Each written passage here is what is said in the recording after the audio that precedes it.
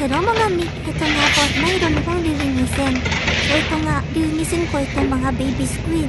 Kawawa naman itong mga squid na ito. Dogger mother. Pinakuluan na nga, kailangan pantanggalan ng dalawang mata at tanggalan ng kanyang ayun, yung matigas yung nasa likodan niya, yung parang buto niya. Kaya nga no, nilinisan ko siya, tinatanggalan ko ng mata, tsaka tinatanggalan ko yung matigas sa may likodan niya. Ang liit-liit na nga, tinobble murder pa, pinakuluan na yan guys. Pero kailangan ko pa rin tanggalan ng mata at tsaka ng matigas sa likodan. Ang liliit niya, so medyo hahangalay dahil ang liliit, hindi siya pwedeng diinan dahil putol yung ulo. Kailangan i-slide lang yung paghawak mo sa kanya. So, ililisin ko lahat yan isa-isa. So, gumagamit nga pala dito ng parang tsane para pangtanggal ng mata tsaka no, parang matigas sa likuran niya.